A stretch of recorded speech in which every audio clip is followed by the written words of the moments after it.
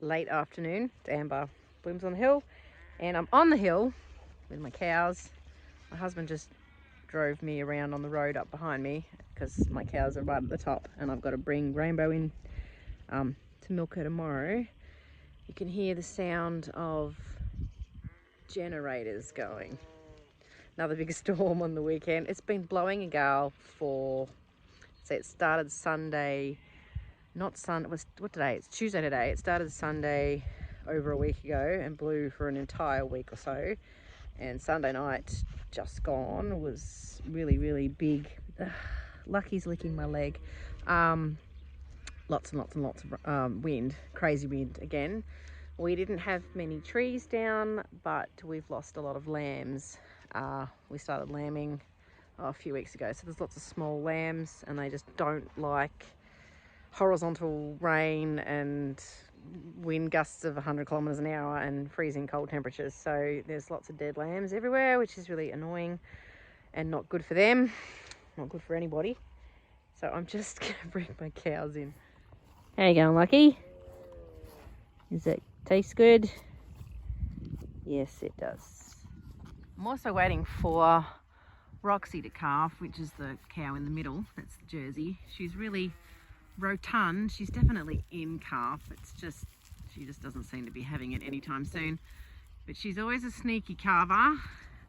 Usually you can tell when they're going to calve. They soften down at the back, but she never does. She just spits one out unexpectedly. So I'm expecting that to happen again. Last year she had these two. These are her twins from last year. This one next to me is spring, and that little brown one is autumn. And they're going to have to come out of here when she has that calf, because they're going to go and pinch the milk. Particularly this one. You're a bugger. I'm just going to go down and get Rainbow and walk her down the hill. This is so annoying, this losing power. As my husband always sings, the hills are alive with the sound of time to go in. Come on, girl. No, we're gonna eat. We're just gonna eat. Come on.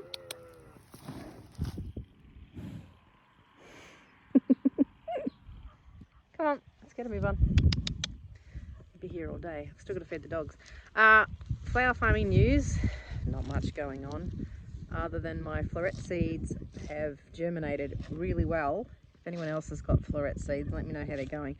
My dahlia seeds, I think there's only like 2 or 3 that haven't germinated yet, but dahlias are quite sporadic, so they'll probably pop up. And zinnias, I've got trays where there's 100% germination, so they're really, really good. So that's exciting. Just nursing them in the house, basically. So hopefully they won't get too leggy. And thankfully my greenhouse didn't blow away. I was lying there worried about my greenhouse and nothing else but my greenhouse. That's still there, and everything is still intact inside, so that's nice as well. It's funny that their tails are attached to their drinking when they feed lambs. They wiggle. Probably can't see, but in front of me here is a whole flock of lambs racing around up the hill. You see them running? It's after 5 o'clock. It's playtime. They all get together in a big flock, all the little lambs, and they play. Here they go. They're going to run down the hill now. It's so funny. They just play. It's playtime before bedtime. Morning. It's Monday. It's a rather extended little clip today. We had no power from this big storm from Sunday night last week. We didn't get power till Friday, so we tend to go without power for usually all week or more, or a little bit less. Like, anyway, came back on. We've had a bit of a typical farming disasters as usual. We had one of the kids, the kids have got these 5, well, they did have 5 black-faced Suffolk ewes, and we bought them, very expensive ram, a stud ram, and They all should be lambing now, and we had one who had a prolapse, so we put it back in, and there's a thing you can put in them, it's called a proteiner, and keeps the prolapse in. And you're damned if you do or you're damned if you don't. Anyway, she started lambing. She did push the proteiner out, and then in the end she didn't lamb, and then had to get the lambs out. It was 2 dead lambs, and then it ended up killing the ewe. She was dead the next morning, so lost one of them, and now I've got another one of the kids' ewes. She's got a prolapse too, so I'm just going to leave her for the moment. And anyway, so that's happening. And then we've got a cow that's down at the top of the hill. We think she's got injured, so we're nursing her along, so I've just got to go and check on her. And there's crows hanging around. Crows are bastards, so going to go and check on that. In other news, so flower farming type news, my zinnias did get leggy, so I've solved the problem. So I'll get to that, and I'll show you how to deal with leggy seedlings. Then the legginess is to do with the lack of light. So even though my seedlings were right in front of the window, it's still not enough light. So, you know, like originally I would always start my seedlings indoors because I didn't have a greenhouse. And the only reason I started my very expensive Floret, zinnias and dahlias indoors is because there's all sorts of buggy things in my greenhouse. And I don't think it's the slugs and snails getting to things. I think it's more little flying things. Anyway, I'll show you that in a minute, but I must go check this cow first, see what kind of disaster waits me up there. Right, just checked that cow, and she's not with us anymore. So we don't know what was wrong with her. We thought she might have been injured actually, and hubby took up some grain and some water and hay, and actually shifted her too. He moved her where she was a little bit more sheltered, because she was right on top of a really windy spot of the hill. But she could have had an internal injury too, potentially. I think maybe she might have been bashed around by the other cows or something. I don't know. Anybody's guess. But this is the thing with farming: when you have livestock and you have dead stock. That's just, and we've just had a little spate of it. So potentially, like, one of the most dangerous things I guess you can have happening is when you've got animals lambing or calving or whatever. It's one of the most dangerous things really that they can do, because I mean, childbirth for women used to be one of the most dangerous things we could do, and still really it's not good. So that's disappointing. So anyway, you just sort of you've got to kind of suck it up, I suppose. It's what farming is all about. I don't know. It's been one of those weeks. All right, back to the flower farming. This is why you're here, not to see all my farming disasters. Although, I suppose it does give non-farming people a little glimpse into what it's actually like. It's a lifestyle. Do it, they say. Yeah, right. Okay, I'm just going to show you what's going on. So much going on in the greenhouse. Okay, so lots and lots and lots of things happening.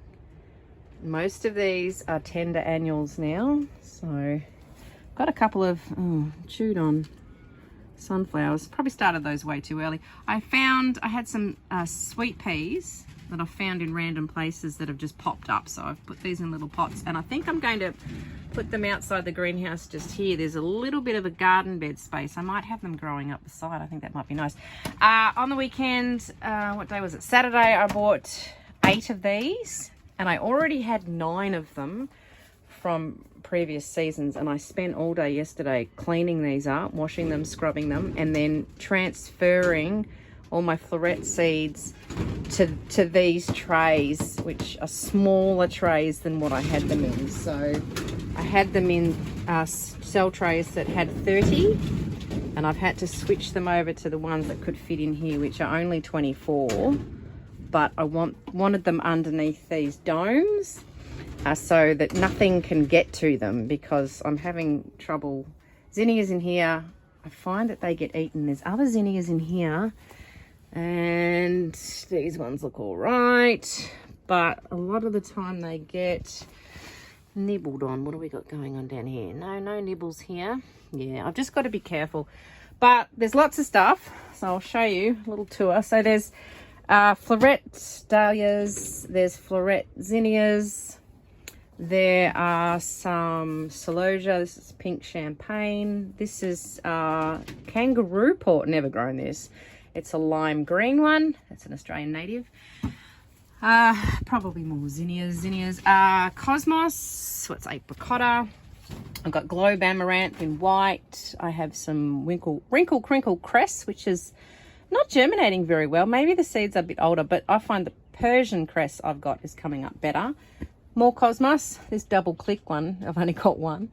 And there's a snow puff, and this is a double Dutch rose. I've got some, we'll go down here, some Texas plume celosia, another type of celosia which I can't pronounce, and a random tomato popping up in it. I have different zinnias, just sort of fairly basic Benari ones and Oklahoma ones, which my daughter sowed, so she's calling those hers. More Floret zinnias. There's some asters. I think that's, oh yeah, the white ones. And then there's more white ones down there. And I also have some apricots in here too. There's a few, some apple mint.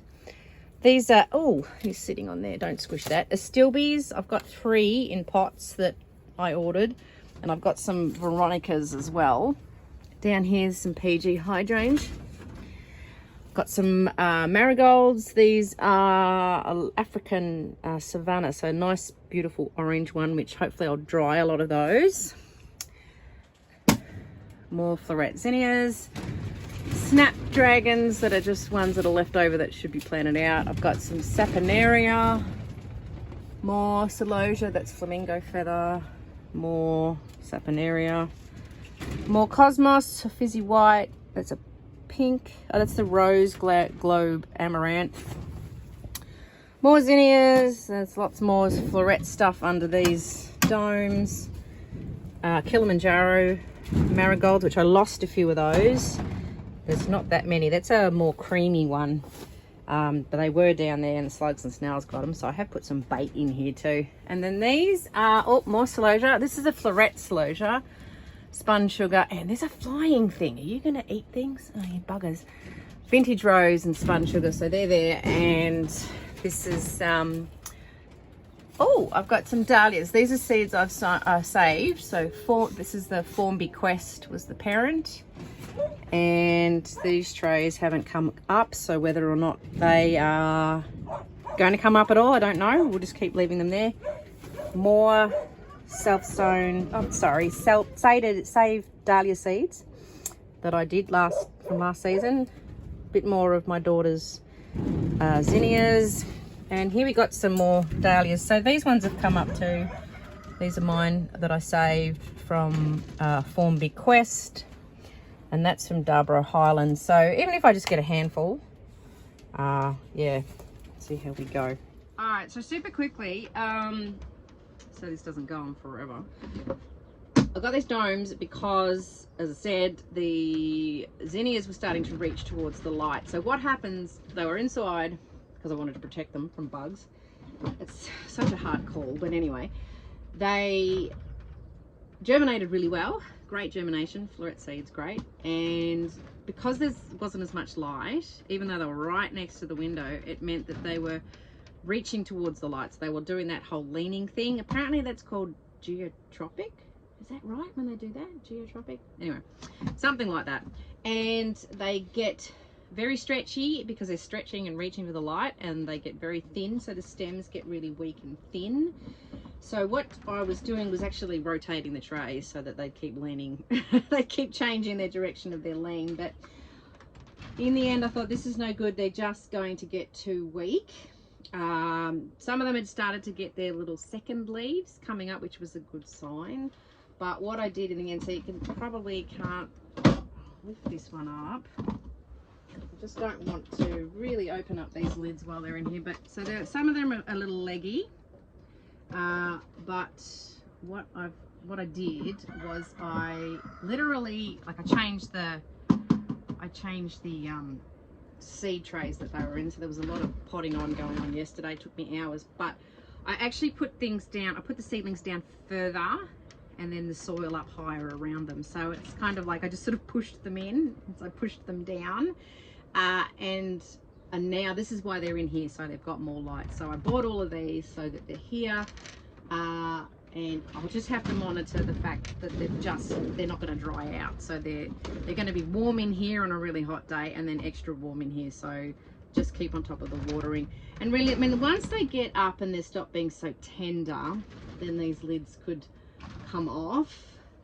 Once, you know, the risk of getting attacked by too many bugs. But anyway, so that's what's gone on here. So if you get those leggy seedlings, just, it sounds like it sounds silly that you're just sort of tucking them down and reducing the amount of leggy by pushing them further into the soil, but that soil will just give them that little bit of support, and just get them out. You can save them, don't panic, don't throw them out, just get them out into where there's more light, so they should recover. The dahlia seeds weren't doing that as badly, and I can see now there's some here that they're getting their these are the petite florets, they're actually getting their little second leaves coming up in the middle, so that's nice there too.